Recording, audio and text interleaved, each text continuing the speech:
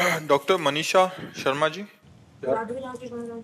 राधे राधे महाराज जी। महाराज जी, आज से 3 वर्ष पूर्व जीवन में एक भारी विपत्ति आई जिससे हम निकल नहीं पा रहे थे। फिर शिव जी की कृपा से आप हमारे जीवन में आए, उन्हीं की कृपा से आज हम आपके समक्ष बैठे हैं। महाराज जी, इस संसार में हर प्राणी के जन्म एवं मृत्यु की तिथि एवं समय विधाता ने पहले ही रच रखा है। फिर यदि कोई आत्महानि करता है तो बहुत इसे दुर्गति पाप होती है, क्यों मानते हैं? बहुत दुर्गति होती है। क्यों?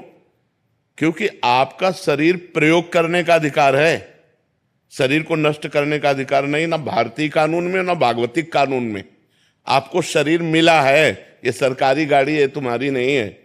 इससे परमार्थ की यात्रा करके भगवत प्राप्ति कर लो या बुरे आचरण करके नरक प्राप्त कर लो, इसके लिए तुम स्वतंत्र हो, लेकिन इसको नष्ट नहीं कर सकते। अगर इसे नष्ट करने की चेष्टा की तो भारतीय कानून भी तुम्हें बंदी बना लेगा और सरकारी जो भागवतिक कानून है वो तो तुम्हारी दुर्गति हो ही जाएगी। आत्महनन गति जाए, आत्म में बहुत बड़ा पाप है, ऐसे नहीं करना चाहिए। ये शरीर मिला है, दुख सुख भोग करके भगवान की प्राप्ति करो, नाम जप करो, जो प्रारब्धानुसार शुभ अशुभ कर्मों का फल आवे उसे भगवान का कृपा प्रसाद मान के भोग लो और जीवन को भगवान की इच्छा से पूर्ण करो। अपनी इच्छा से पूर्ण करोगे तो आत्महत्या मानी जाएगी।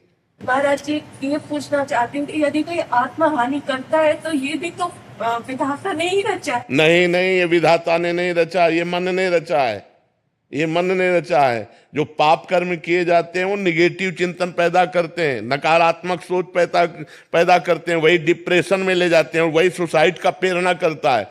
आप गुप्त रूप से पाप करते रहो, आपका मन ही आपको दंड देगा, आपका मन ही बोलेगा फांसी लगा लो, आपका मन ही कहेगा गोली मार लो, आपका मन ही कहेगा जहर खा लो, आपका मन ही कहेगा रेल की पटरी में लेट जाओ, क्योंकि तुमने पाप कर्म किया। पाप कर्म के कारण तुम्हारी आयु क्षीण हो गई और वो अधोगति को प्राप्त हो रहा है। यह भागवतिक विधान नहीं होता, अकाल मृत्यु भागवतिक विधान नहीं होता, आत्मा भागवतिक विधान नहीं होता। ये हमारे कर्मों का विशेष फल होता है।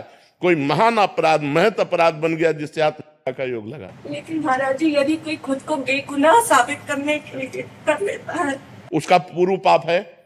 ऐसा नहीं, बेगुनाह साबित करने के लिए हम आत्महत्या नहीं कर सकते।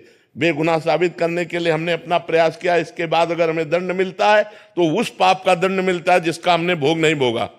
कोई गुप्त पाप है और वो पूर्व का पाप, अभी हम अपराधी नहीं हैं लेकिन मुझे सजा मिल रही है तो मेरे पाप का ही फल भोगने को मिल रहा है, अन्य नहीं। मुझे चाहिए आत्महत्या ना करके उस दंड को स्वीकार करके हम भोग लें, चाहे भले फांसी क्यों ना मिले, तो हमारा पूर्व का सारा पाप नष्ट हो जाएगा, हमें भगवान की कृपा प्राप्त होगी। हमें आत्महत्या करने का अधिकार कदापि नहीं, किसी भी परिस्थिति में नहीं है।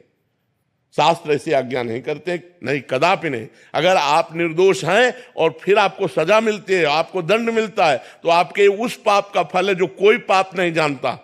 आपने वो पाप किया और कोई जानता नहीं, उसकी कोई प्रायश्चित नहीं, उसकी कोई सजा नहीं, वो पाप आकर के आपको यहां निर्दोष स्थिति में दंड प्रदान कर रहा है। एक हम आपको कथा सुनाते हैं, प्रगट की है, उसे कथानक रूप में कहा गया। एक स्वर्णकार था, वो बहुत बेईमानी से सोने का काम करता था, मिलावट करके असली सोना रख लेना और नकली बना करके देना, ऐसा। और 2 राजकीय कर्मचारी आते थे उसके यहाँ, पुलिस वाले, वहीं रात्रि में सोते खाते पीते, गश्त लगाने वाले जो होते। धीरे धीरे मित्रता हुई और धीरे धीरे सारी पोल हो जान गए स्वर्णकार की, और सब पता चलने लगा कि इतनी संपत्ति इसके पास है। अब उन दोनों ने एक दिन प्लान किया कि स्वर्णकार को मार देते हैं, और सब जेवर और सब बॉक्स में बंद करके निकले। तो सामने वाला लघुशंका करने के लिए निकला, सामने वो मकान वाला, उसने देखा तो चोर जो होता है वो सशंकित नेत्र वाला होता है, तो पुलिस वाले सशंकित नेत्र, तो उनका तुम कुछ गड़बड़ करके आ रहे हो, रात्रि में निकल रहे हो। तो उनका जाओ जाओ तुम अपना काम करो। तो वो बोले नहीं, हम हल्ला मचा देंगे। तो उनका सुनो, कुछ साझेदार बन जाओ, हम तुम्हें दे देंगे लेकिन तुम चुप रहो। बोले हम बेईमान आदमी नहीं है, हम ईमानदार आदमी हैं। और वो लड़ गया।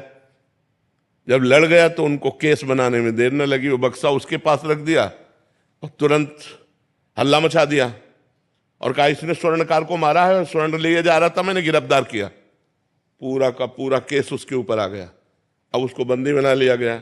गवाही पुलिस वाले कि इसको हमने घर से निकलते देखा है और ये बॉक्स उसकी चोरी का है और इसने स्वर्णकार को मार दिया, और केस पुलिस वालों ने किया था। और ठोक दिया सामने वाले के। अब जब जज के सामने पेश किया गया तो सारी साक्षी उसी के खिलाफ थे, जो सत्य आदमी था। तो उसने रो के कहा जज से कि आप जो सजा देंगे वो तो भोगना ही पड़ेगा, क्योंकि साक्ष्य हमारे खिलाफ है, लेकिन मैं हृदय से कहता हूं मैंने पाप नहीं किया, ना मैंने उसे मारा है, ना मैंने चोरी की है, मैंने ऐसा ऐसा बोला तो मुझे फंसा दिया गया। तो जज के अंदर भगवान बैठे हैं।